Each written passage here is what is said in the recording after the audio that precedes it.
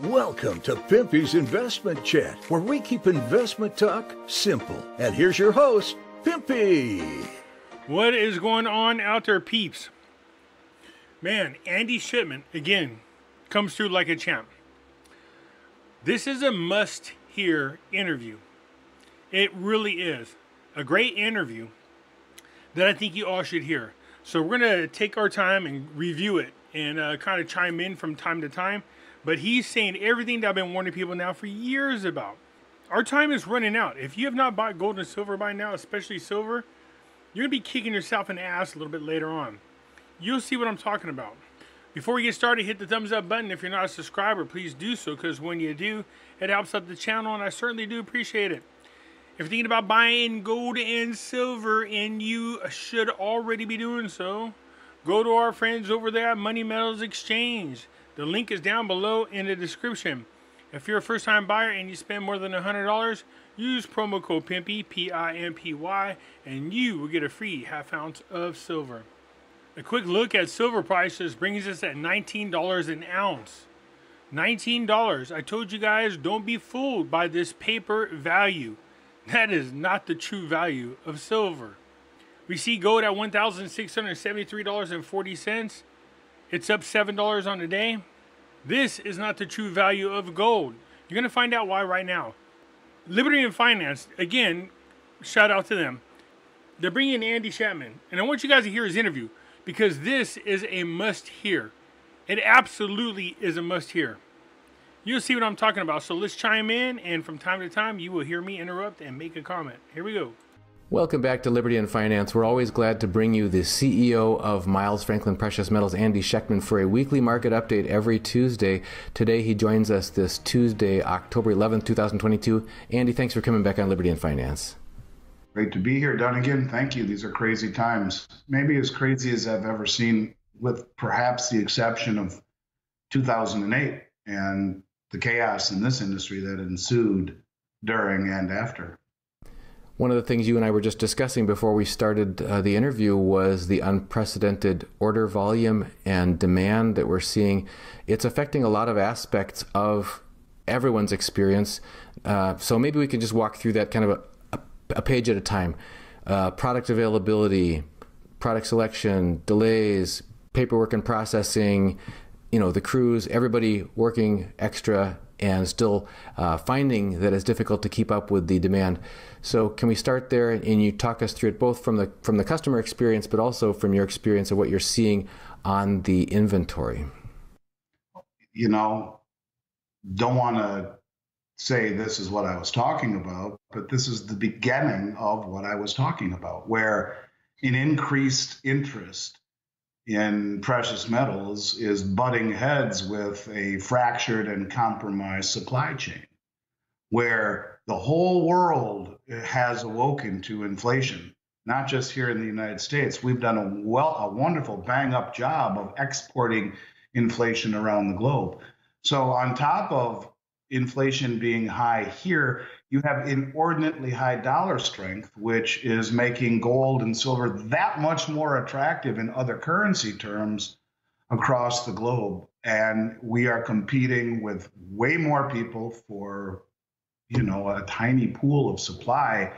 And I say way more people, I mean globally, because everyone has awoken. You got gold at all-time highs against the British pound. I mean, people around the world are noticing the importance of fleeing or mitigating exposure to fiat currency, and the place to be is in precious metals. Now, the inordinately high and unjustifiably high value of the dollar on the dollar index, even though it seems to be precipitously losing value here in relative terms when you try to spend it, is creating a distortion in the real value of gold and silver. But what else is new? I digress. Oh, what did you say, Andy? The distorted value of the dollar. Haven't I been telling people, stop paying attention to what our government is lying to us about? They're trying to have us believe that the US dollar is as strong as it is, when I said it's impossible. They've printed so many of these dollars, so many of them, There's no way that it could truly be this valuable. They're lying to you and are using the US dollar to crush currencies around the world, which is part of a bigger plan. And Andy's actually going to talk about that. But what we've seen really is a massive amount of demand, and it is industry-wide slowing up delivery. It is gumming up the works a little bit. We always like to ship as promptly as possible, but there's a couple days delay in all of this, and I feel blessed and fortunate in order to be able to even say this. And it is one of the, I guess you could say, drawbacks of being kind of a hybrid old school model where there's a personal touch involved in all of this. Now, as a side note, I've been telling you and everyone else that our website is almost done, and it really for real is almost done. It has been a series of setbacks and mishaps and disappointments that has gotten me to the point where I'm not going to release it to the public until it is perfect, and we're almost there. So please believe me, it's coming. But in the meantime, when you're having the human touch involved in all of this unprecedented demand and fear, where people want to talk to someone, because this is not just, this is what I want for people who are new to this market. It's creating a little bit of a delay in how fast things are getting out. We'd like to normally say 1 to 3 days after receipt of a wire. Could be 5 to 7 days now, hopefully not. But I just want to manage expectations, as you and I were talking about. It is the proper thing to do. It is a blessing, but it's also something that is challenging my operations staff down to every last person. We are doing the very best we can, and you put into the mix, tenuous supply. When I tell you that in all the years I've done this, with the exception of 2008, that I haven't seen supply issues like this, I'm dead serious. This is exactly what I was talking about, only it's earlier than I thought it would happen. When I look at the inventory sheet, and I've shared this one with you a week or so ago, it's even worse now, done again, of one of the largest wholesalers in the world, every single product is sold out in silver, with the exception of silver shot, silver 1,000-ounce bars, and pre-order of 2023 UK Britannias. Everything else is gone. When I look at gold, it's almost the exact same thing. There's some kilo bars, and that's about it. Everything else is gone. Now, this is what I mean by unprecedented demand. And if you take a look from the top of the supply chain on down, look, I mean, since the end of April, we've seen almost 530 tons of gold leave the New York and the London vaults, and the COMEX and the LME. There is a worldwide shortage on precious metals. If you cannot see the signs, then you are naive or blind. I'm pointing them out to you, and so is everybody else. Right now, you should be in the gold and silver. Stop paying attention to the paper market, because the paper market pretty soon is not going to have the type of influence on the pricing that it used to. We're seeing right now the physical demand catch up with the paper demand, which is two different things. So have your money in the gold and silver. And at the same time, you're seeing massive, according to Pamp Swiss, they're saying all of the Asian imports are off the charts, hit a 4-year high in August. So it's being bled off the exchanges here. It's being sent across the globe to Asia and the rest of the Eurasian continent. And at the same time, you have people waking up here, and it's just creating an environment where I don't think you've seen anything yet. When there's that moment and people start to panic, then it'll really be crazy. This is just a microcosm of it, but it is 100% for real, and as real as anything I have seen in 33 years, and unparalleled anything I've seen in 33 years, with the exception of 2008, where everything was gone for about 3 months. You know, I got to corroborate part of what you're saying. We talked in the past about a $50 million order that happened in the middle of the year. We've talked about some potential $5 million orders that various clients have intimated to me that they'd like me to, quote unquote, prepare for.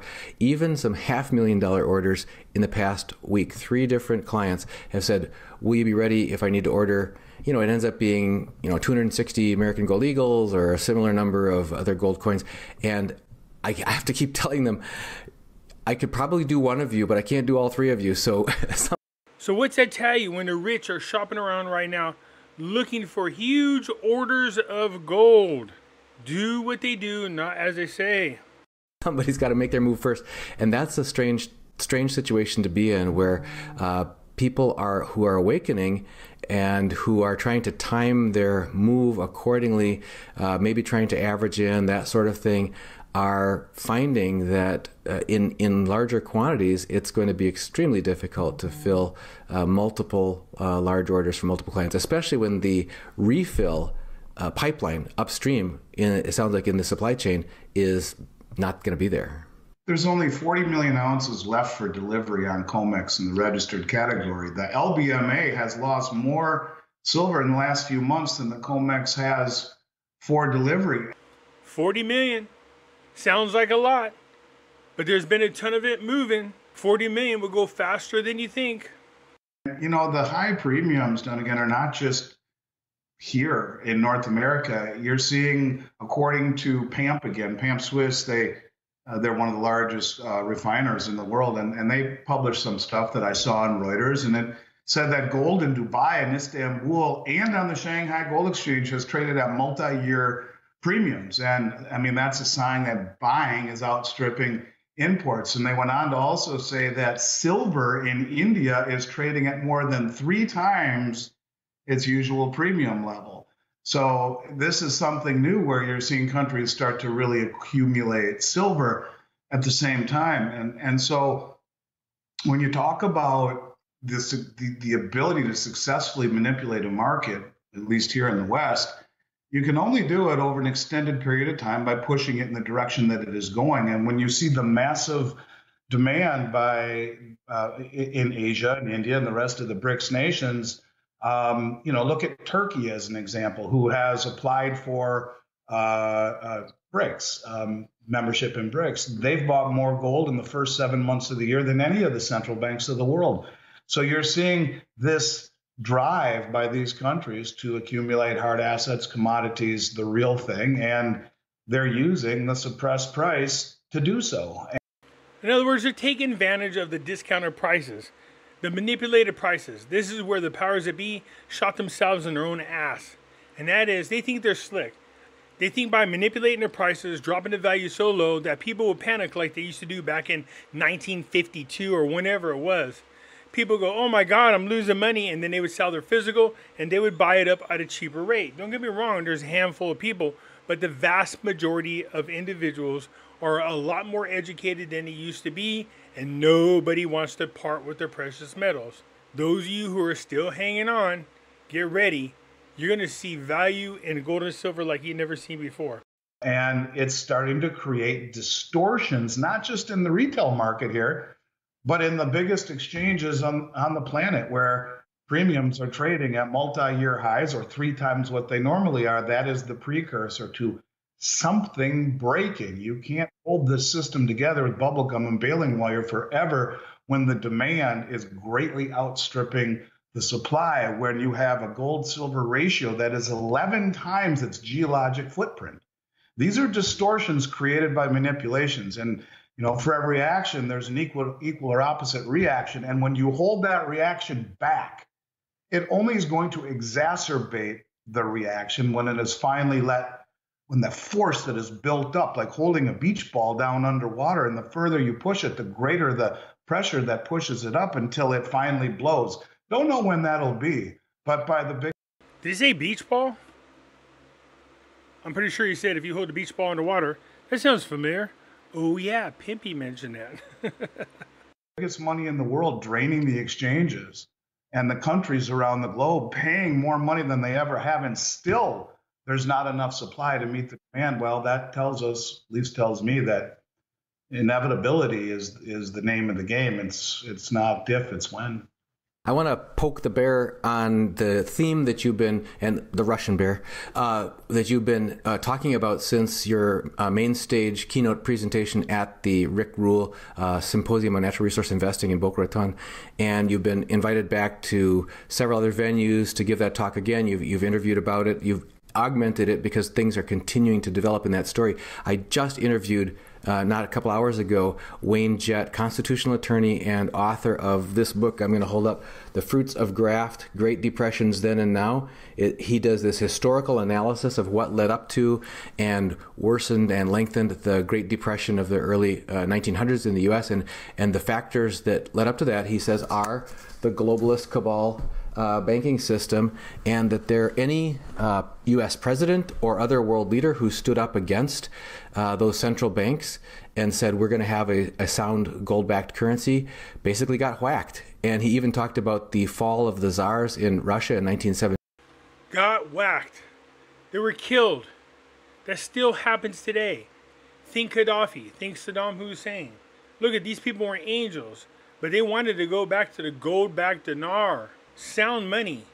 The fact that our own country has the ability to do regime change so easily, no matter how powerful a nation is, if they even attempt or even if they dare try to go back to the gold standard. That just tells you how powerful our bankers are. So what does this mean? The bankers are the true enemies. He said it wasn't because Russia wanted to go communist. It's because they stood up against the globalists and said we're not gonna go with your fiat currency so you can finance your wars, and they got taken out. And so recently you've been talking. He says now you have a new regime in Russia who is embracing gold and embracing sound money, and maybe that's that whole East-West dichotomy that you've talked about. Do you want to update us on that topic as far as this principle of acquisition of physical metals by the East at the expense of divestiture of physical metals by the West? Yeah, I mean, they're the ones buying all of the gold and silver. They're the ones that produce all of the gold and silver. And it's not just the gold and silver. The BRICS nations are responsible for over 26 or 7% of all the world's oil production, over 50% of all the iron ore, 40+% of all the corn, almost 50% of all the wheat. And at the same time this is happening, we're seeing a massive reorientation, I guess you'd call it, of trade flows and of foreign economic contracts. This is why you hear so much hype about, oh, Russia, Russia, Russia. Oh, Putin and Russia. Oh, Trump and Russia. These people are the true enemies and true outside threats to this agenda. It's nice to see other nations joining them. I know as an American, it's hard to hear when you sound like you're siding with the enemy, but only in this venture, and that is going back to sound money. They're tired of the United States using the dollar as a weapon. They're tired of the United States using the SWIFT system as a weapon. And the United States is controlled by some very evil people who want us to go in the direction of the New World Order, which is the World Economic Forum's Great Reset.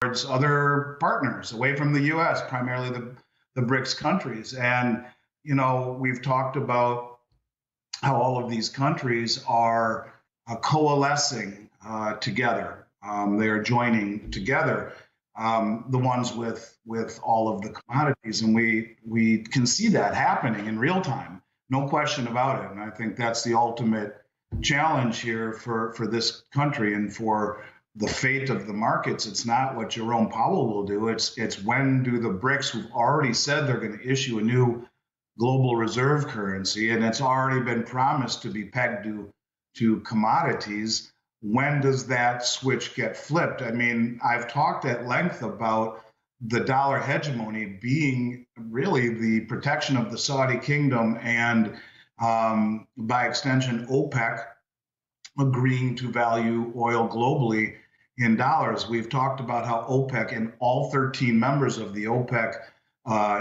group are on the Belt Road Initiative. Well, from the you can't make up stupidity category, there's a new deal, a new bill that was issued by the House Democrats, just about as stupid as can be, and just goes to show how little they really understand about what's happening, where they want to withdraw the U.S. air defense systems from Saudi Arabia and the United Arab Emirates. Now, it's bad enough that Saudi Arabia has expressed interest and or applied to BRICS, that bad enough that they're being protected by Russia, as is Nigeria, who was also just extended invitation to join BRICS, by the way. It's bad enough that they're selling their oil to China for the petro yuan bond that is immediately convertible into gold. It's bad enough that the United Arab Emirates, who hasn't joined BRICS yet, did join the BRICS Bank. I mean, you can see where this is going. And, you know, when you see, according to these genius senators, Saudi Arabia and the UAE drastic cut in oil production, despite President Biden's overtures to both countries, is a hostile act against the United States and a clear signal they have chosen to side with Russia in the war. And these guys are out of their flipping mind.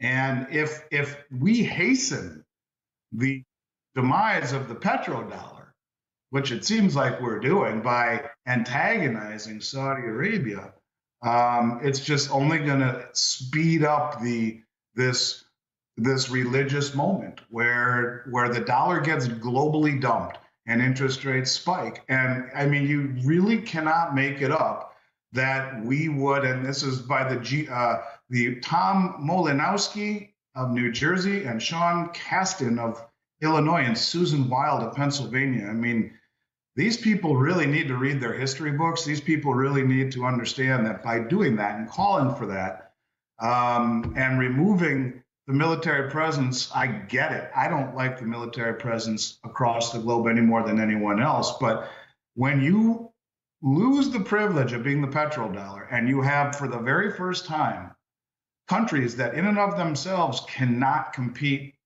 either on a military basis, perhaps, or economic basis with the United States, but when they all join together against this rallying cry of sanctions and of hypocrisy, and use a glue of pegging commodities to a new system, I think it is an incredibly, incredibly frightening possible outcome. And it's getting closer by the day. And even in a story like this, where you can read it on Bloomberg, that, you know, our senators are calling for this, they don't talk about the unintended consequences of doing this. And if all of a sudden you see Saudi Arabia and all of the OPEC countries standing on a stage touting the Belt Road Initiative and their new BRICS and BRICS Bank union, along with all of the other countries, I mean, by the day, there are more and more and more of these countries being added to it. There was just the other day, Algeria, Argentina, Egypt, Indonesia, Iran, Kazakhstan, Senegal, Uzbekistan, Cambodia, Ethiopia, Fiji, Malaysia,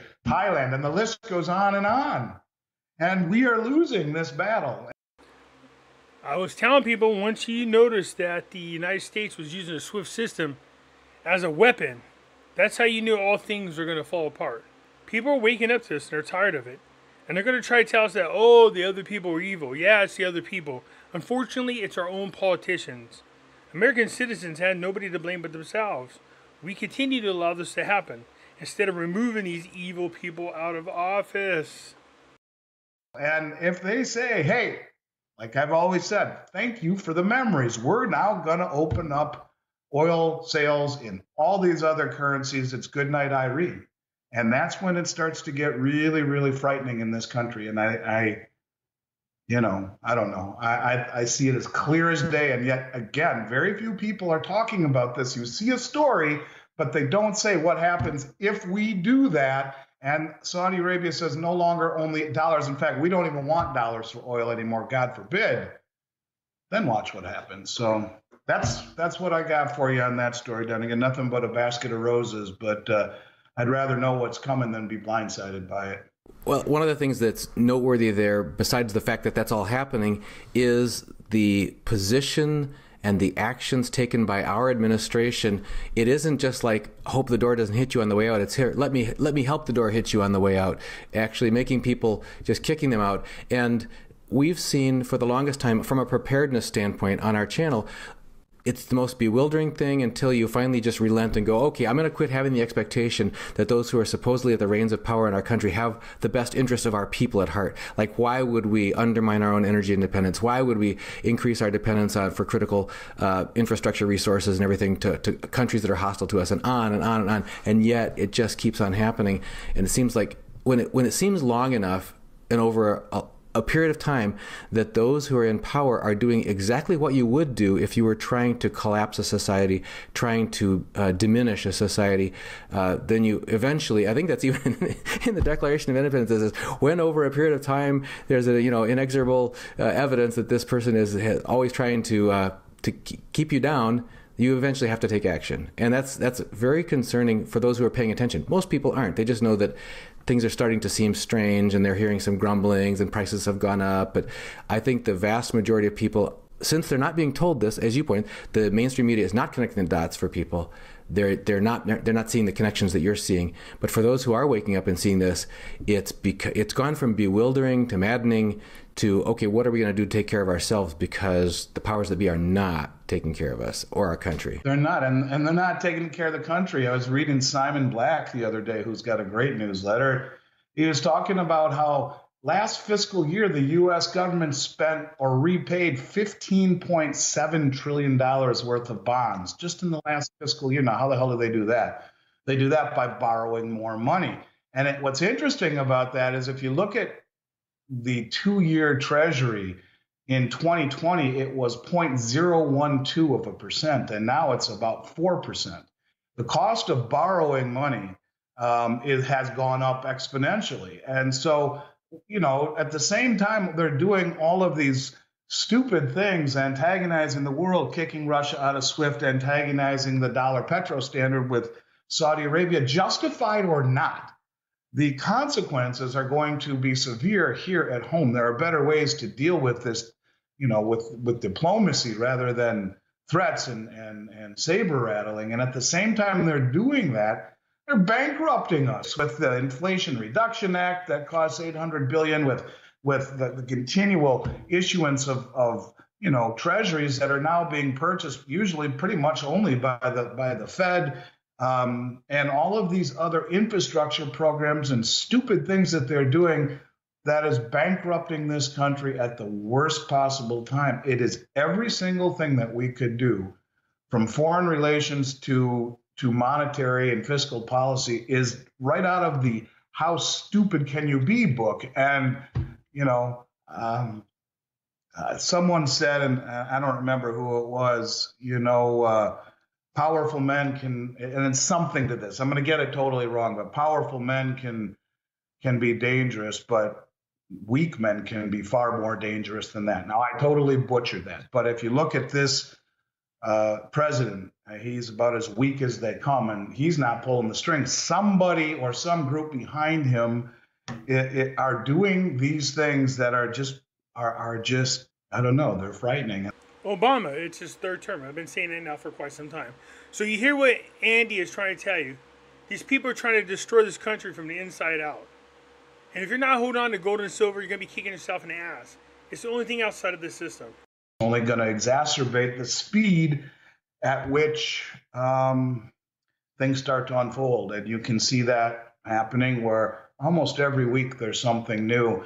And, when people think that they're going to get tough on inflation and make inflation go away, I want to also remind people that in 1980, with 13% inflation, where Paul Volcker raised the federal funds rate to 18%, almost 20%, it still took 5 years to get inflation down to 4%, and then almost another 10 years to get it back to the 2% target. So learn from history. This isn't an easy fix. And at some point, they're going to get so aggressive that you get people like Kathy Wood from that ARC Innovation Fund who just sent an open letter to the Fed. You keep doing this, you're going to blow up the economy. Well, of course. But what if they don't do it? What if it's incentivizing Saudi Arabia to pull the peg on the dollar through the OPEC no longer taking dollars, and watch what happens to rates then? That's how close we are. That's how fragile we are. And, one last thing. I mean, I've been saying for 2 years that product was going to disappear. I took more heat on that than anything I've ever done in my career. And I don't want to say I told you so, but I told you so.